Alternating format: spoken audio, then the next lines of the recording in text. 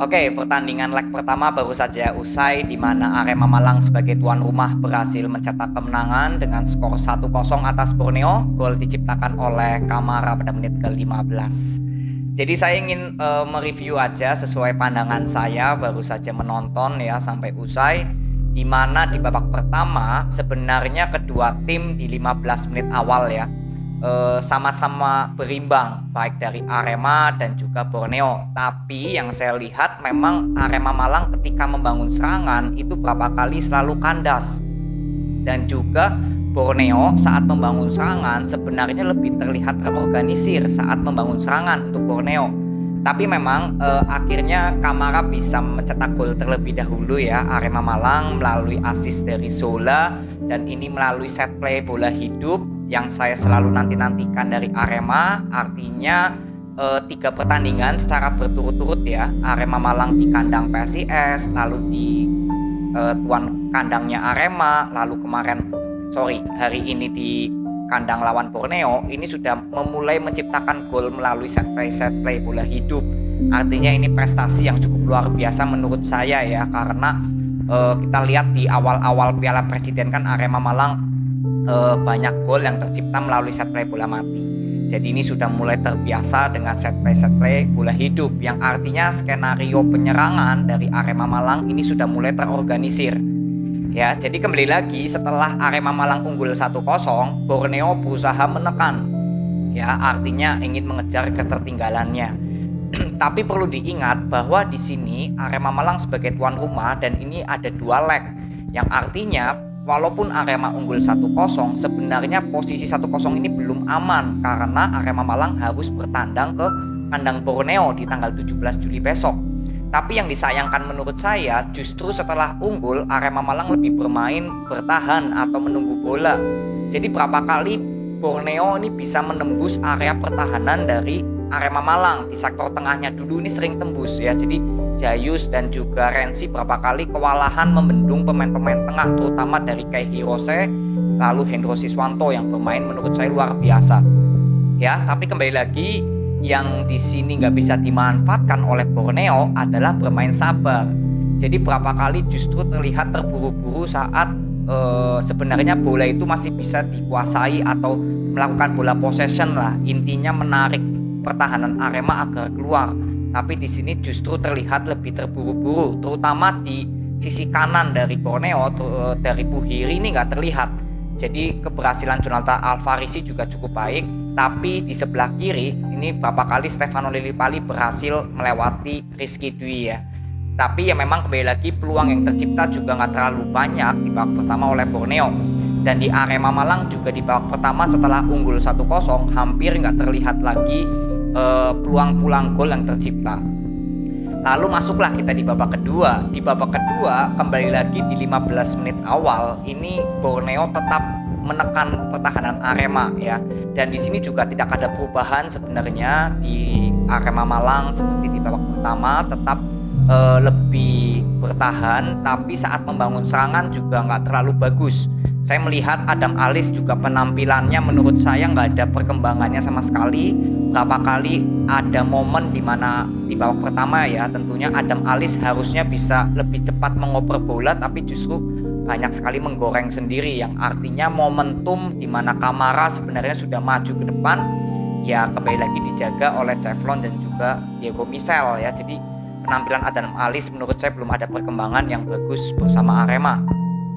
Lalu di 15 menit kemudian setelah cooling break ya, ini Coach Almeida memasukkan M. Rafli ya, menggantikan Jayus, lalu Irsad Maulana main menggantikan Adam Alis. Ya memang terlihat Adam Alis penampilannya nggak terlalu baik di hari ini. Jadi sebenarnya ketika masuknya M. Rafli, sebenarnya penyerangan dari Arema Malang setelah cooling break ini justru terlihat hidup. Jadi penyerangan-penyerangan yang dilakukan Arema Malang ini lebih terlihat terorganisir, karena yang saya lihat di sini gelandang bertahannya itu Arema Malang hanya Rensi ya, karena Jayus kan ditarik.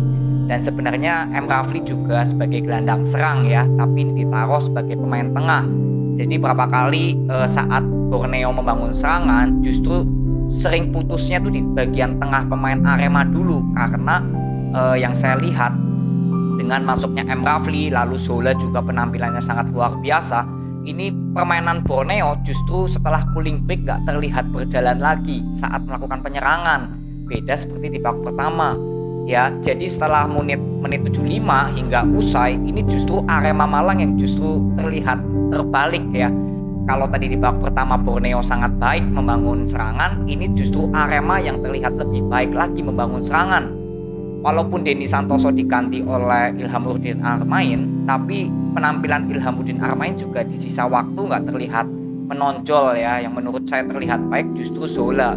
Walaupun Zola akhirnya diganti Hani Sagara, tapi memang setelah itu juga peluang-peluang yang tercipta ya lewat corner ya Sergio Silva. Lalu ada beberapa kali shoot yang harusnya bisa menjadikan gol, tapi kembali lagi penampilan dari Cavlon dan juga Diego Michel di pertandingan kali ini juga cukup luar biasa.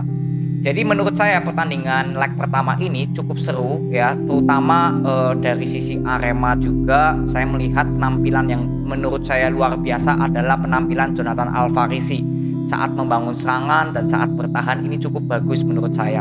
Dan dari Borneo menurut saya yang penampilannya cukup luar biasa adalah Kehi Rose, di mana dia mampu untuk bertahan cukup baik dan saat membangun serangan juga cukup baik ya, untuk mengalirkan bola, menyuplai bola, ini cukup baik. Jadi dua pemain inilah yang menurut saya cukup penting di pertandingan leg pertama. Dan bagaimana nanti di leg kedua, ya tentu saja dengan hanya tertinggal 0-1 ya dari Arema, artinya Borneo jelas memiliki peluang besar untuk bisa tetap harapan menjuarai ya. Dan Arema Malang kita melihat bahwa defense-nya ini berapa kali sering berbenturan dengan pemainnya sendiri ya, terutama ada momen Rizky Dwi dan juga Jonathan Alvarisi saya melihat berapa kali bertabrakan.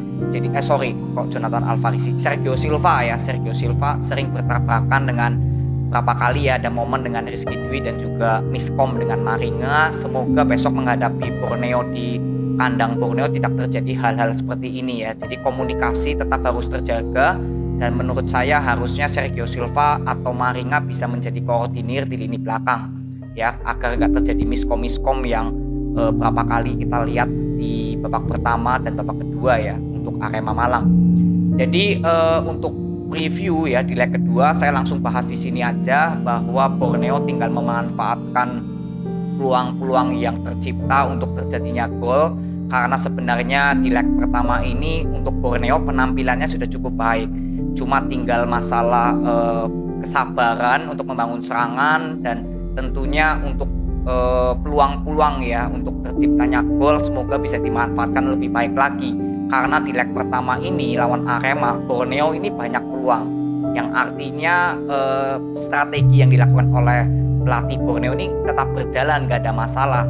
Jadi tinggal meneruskan konsistensinya aja dan tinggal bisa nggak menciptakan gol nanti di leg kedua di kandang sendiri ya, di kandang Arema. Jadi sebenarnya tidak banyak yang saya bahas untuk Borneo di leg pertama karena penampilannya menurut saya tetap konsisten, hanya saja tinggal kesabaran dan peluang-peluang yang tercipta semoga bisa lebih efektif lagi untuk terciptanya gol itu. Lalu untuk Arema Malang di leg kedua nanti kalau saya lihat seperti di leg pertama ini ya, bagaimana ketika Arema sudah unggul lebih bermain bertahan tapi lebih mengincar gol cepat.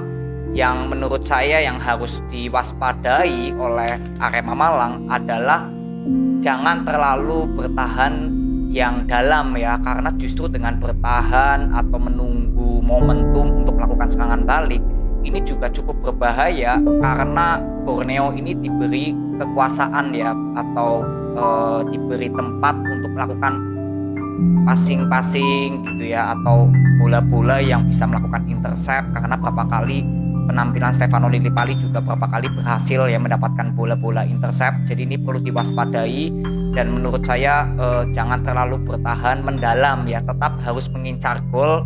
Sebagai gol tandang juga harus tetap mengincar, terutama di kandang Borneo besok, dan semoga bisa lepas permainannya. Dan ya jika Rensi dan Jayus kembali diturunkan ya artinya memang Arema Malang memang cenderung lebih bertahan ya, karena sebenarnya kelemahan Arema menurut saya itu bagaimana Jayus dan Rensi ini bukan tipe pemain yang bisa membangun serangan dengan baik ya, karena posisi aslinya gelandang bertahan.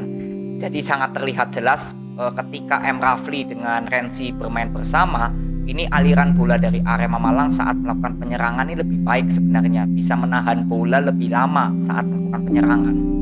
Jadi ini aja preview dan juga review di leg pertama yang saya bisa bagikan kepada kalian. Jadi tetap selamat untuk Arema Malang yang berhasil mendapatkan 3 poin. Dan untuk Borneo nanti di leg kedua semoga bisa mendapatkan hasil yang positif juga. Jadi ini partai final sangat seru. Di leg pertama sudah berjalan sangat keras dan sangat sengit ya kalau boleh saya katakan. Jadi kita tinggal lihat di leg kedua nanti hari Minggu ya tanggal 17 Juli siapakah yang berhasil menjuarai Piala Presiden ini. Jadi itu aja, terima kasih yang sudah nonton sampai akhir, respect buat kalian, nanti kita ketemu di review, preview, atau video lainnya. See you.